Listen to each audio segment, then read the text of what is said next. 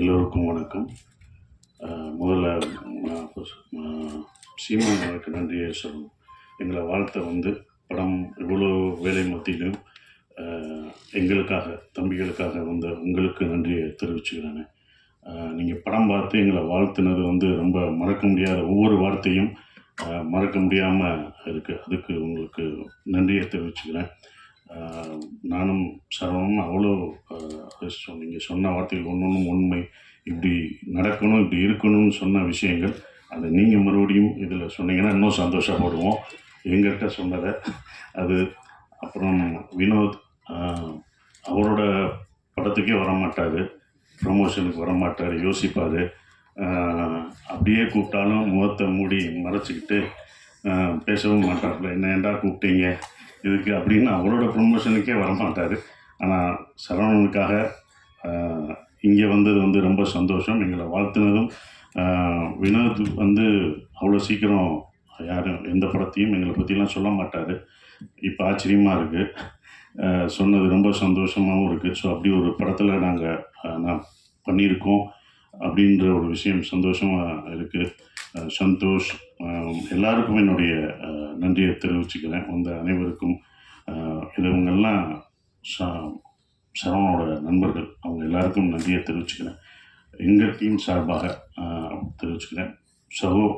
சவுந்தரகிரி சகோ வர முடியாத சூழலாக இருந்தது, அது எனக்கு தெரியும். அது வந்ததுக்கும் நன்றி. பாலா, சக்திவேல் சார், ஹீரோயின் எல்லாருக்குமே என்னுடைய நன்றியை தெரிவிச்சுக்கிட்டு ஒரே ஒரு விஷயந்தான் சொல்லணும். நான் அடிக்கடி சரவணா பக்கமாக எனக்கு ஒரு வசனம் என் படத்தில் ஞாபகம் வரும். உங்கள் நேர்மை எனக்கு ரொம்ப பிடிச்சிருக்கு அப்படின்னு சொல்கிறது. அதுதான் சரவணா பக்கமாக அந்த நேர்மை எனக்கு ரொம்ப பிடிச்சிருந்தது. இந்த படம் சரவணோட பொதுவாக எனக்கு சரவணன் எப்படி பிடிக்கும்னா, மற்றவங்க பிரச்சனைனா குடும்பம் பொண்டாட்டியெல்லாம் விட்டுட்டு முதலாக போய் நிற்கிற ஒரு ஆள் தான் சரவணன். நானே சொல்லியிருக்கேன், எதுக்குங்க வாங்க வேலையை பார்ப்போம் அப்படின்னும். ஆனால் எல்லாத்தையும் சாப்பிட்றதெல்லாம் விட்டுட்டு முதலாக போய் நிற்கிற ஆள் அவர் தான். இப்போ அவருக்கு தெரிஞ்சிருக்கும் உங்களுக்கு பின்னாடி யார் இவங்க தான் இருக்காங்க, அது யார் நிற்கிறான்னு பார்க்கணும். ஏன்னா சினிமாவில் எல்லாருமே உங்கள் கூட இருக்க மாட்டாங்க, உங்கள் கூட நிற்க மாட்டாங்க. இப்போ உங்கள் கூட யார் நிற்பாங்க அப்படின்றது சினிமா உங்களுக்கு ஒவ்வொரு தடவையும் கற்றுத்தரும். அதில் இருக்கும். உங்கள் கூட எப்போதும் நாங்கள்லாம் இருந்தாலுமே எப்போதும் கடைசி வரைக்கும் நிற்கிறது உங்கள் மனைவி தான், கலா அக்கா தான். அந்த ஓரமாக நின்று ரசிக்கிறாங்க பார்த்தீங்களா? எந்திரிங்க, இப்போயாவது எந்திரிங்க. அவங்க தான் இந்த படத்தில் எங்களை விட கஷ்டப்பட்டது. நான்லாம் கிடையாது, அந்த அடியெல்லாம் ஒன்றுமே இல்லை. நான் வருத்தப்பட்டேன்னு பாத்திரம் கழுவிட்டு இருப்பாங்க அவங்க டீச்சரு. அந்த வேலையெல்லாம் லீவை விட்டுட்டு மன்னிச்சுக்கோங்க, அவங்க கணவருக்காக வந்தாங்க. எல்லாத்தையும் விட்டுட்டு அவங்க பாத்திரம் கழுவுறதை பார்க்கும்போது எனக்கு ரொம்ப இந்த வழியெல்லாம் ஒன்றுமே தெரியாது. ஏன்னா அவங்க பசங்க அவங்க அதெல்லாம் பார்த்தோம்னா நமக்கு கண்ணீர் வரும். நான் வாங்கின அடியெல்லாம் ஒன்றும் கிடையாது. அந்த அடியெல்லாம் எனக்கு பின்னால் விருதாக கூட மாறும். ஆனால் அவங்களுக்கு அது என்ன ஆகும்? அவர் ஜெயிக்கணுன்ற ஒரு விஷயந்தான். கண்டிப்பாக அந்த படம் சரவணனுக்கு பெருசாக நிற்கும். அதுக்கு தான் எல்லாம் நிற்கிறோம். நான் வழி அனுப்ப போன மாதிரி தான் இந்த படத்தில் 4 நாள் நடிக்கிறதுக்கு தான் அந்த படத்துக்கே போனேன். கனியனை நடிக்கிற கேரக்டர் தான் என்னோடய கேரக்டர். வழி அனுப்ப ட்ரெயினில் ஏற்றி விட்டுரு, வாங்க நீங்களே ஏறுங்க. நான் வழி அனுப்ப வந்தாடா, என்னப்பா ஏற்றிட்டீங்க? அப்படி தான் அந்த படம் இருந்தது. அது வேற ஒரு நடிகர் நடிக்க இருந்தது. நான் தயாரிக்கணும்னு நினச்ச படம். என்னால் இப்போ வரைக்கும் தயாரிக்க முடியலை அப்படின்ற ஒரு விஷயம். பட் அவர் தயாரிக்கிறது எனக்கு சந்தோஷமாக இருக்குது. அங்கே போனோடனே தான் நானே சொன்னேன், சரி நம்மளே ஒரு இழுத்து விட்டோமோ, தயாரிப்பு நம்மளும் இழுத்து விட்டோமோ அப்படின்னு ஒரு மனசு குற்ற உணர்ச்சி இருந்தது. அப்போ சொன்னேன், சரி நானே பண்ணுறீங்க அப்படின்னு. அவரும் கொஞ்சம் ஏறாங்க பார்த்தாரு. உங்களை நான் வேறு மாதிரி பார்க்குறீங்க, வைரவன் கேரக்டரில் நான் அப்படி நிற்க வச்சுருக்கேன், நானே இப்படி உங்களை இறக்கி இந்த சென்ஸ் இவ்வளோ கஷ்டமான ஒரு இடத்த கொடுக்குறது, அவ்வளவுதான் உங்களை நீட்டாக அப்படி நின்னீங்க, பார்த்தீங்க, அப்படி இது பண்ணி அப்படி பார்த்ததை நீங்கள் இதில் ரொம்ப கஷ்டப்படணும், இந்த கேரக்டராக மாறணும், நீங்கள் எப்படி மாறுவீங்க அப்படின்னு சொன்னார். பண்ணுவோங்க, வாங்க ட்ரை பண்ணுவோம் அப்படின்னு. ஆனால் அந்த கதை எனக்கு உள்வாங்கியிருந்தேன். ஸோ ஒருக்காக பண்ணுவோன்னு உள்ளே போய் முதல் நாள் ஷூட்டிங் போய் எல்லாமே முதல் நாள் ஷூட் பண்ணும்போது எல்லாம் ஒன்று. நான் எல்லாருக்கும் வணக்கம் வைக்கணும், ஆனால் அந்த நடிக்கிற எல்லாருமே எனக்கு வணக்கம் வச்சாங்க. வணக்கம்ட்டாங்க, கட்டுன்ட்டாரு. நான் அப்புறம் அவங்ககிட்ட கெஞ்சி, நீங்கள் வணக்கம் வைக்காதீங்க, நான் தான் அந்த இடத்துல வணக்கம் வைக்கணும்னு. அவங்க என்ன ஒரு நடிகராகவே பார்த்தாங்க.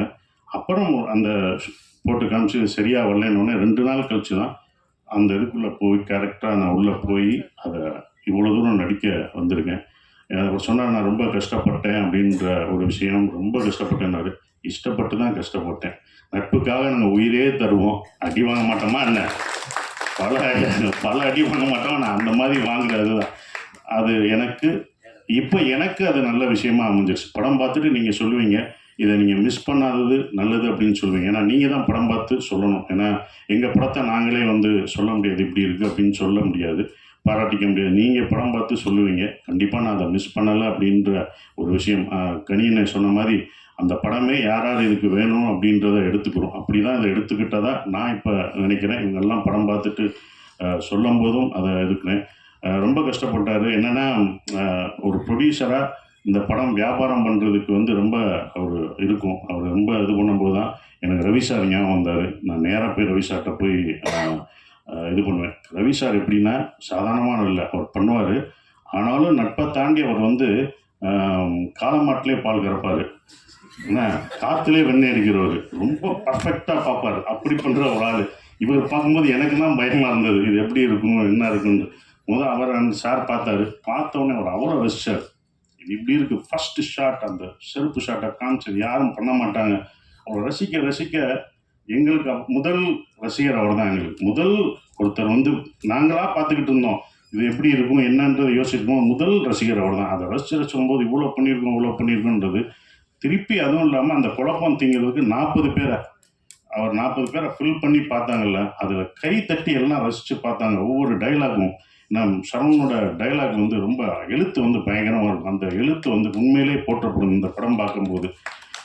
என்னை பொறுத்த வரைக்கும் தேங்க்யூ சார், ரவி சாருக்கு ரொம்ப நன்றி. இந்த படத்தை இவ்வளோ தூரம் கொண்டு வந்து கர்நாடகா வரைக்கும், சார் அதை நம்மளே ரிலீஸ் பண்ணுவோம் சார், நம்மளே ஸ்ட்ரைட்டாக ரிலீஸ் பண்ணுவோம்னு அவர்கிட்ட சொல்லி அது இப்போ வரைக்கும் அதை இவ்வளோ தூரம் கொண்டு வந்துட்டுருக்காரு. ரொம்ப நன்றி. உங்களை சேர்த்து வச்சதுக்கு பாலமாக இருந்த இது அது மட்டும்தான். அந்த பாலம் ஸ்ட்ராங்காக இருக்கணும். இப்போ வரைக்கும் ஸ்ட்ராங்காக இருக்கேன், இன்னமும் ஸ்ட்ராங்காக இருக்கணும். அந்த பாலம் அந்த பேலன்ஸ் பண்ணுறவங்களுக்கு தான் தெரியும் அதோட இது. அப்படி தான் நான் இருந்துகிட்ருக்கேன். ரொம்ப சந்தோஷமாக இருக்குது. நந்தன் இந்த படம் வந்து அவ்வளோ நீங்கள் வந்து எல்லாம் சொல்லும்போது ஸ்லோவாக போகுமா அப்படிலாம் இல்லவே இல்லை. நீங்கள் ரொம்ப ரசிப்பீங்க. நம்ம பார்க்க தவறிய மனிதர்களை பார்ப்பீங்க.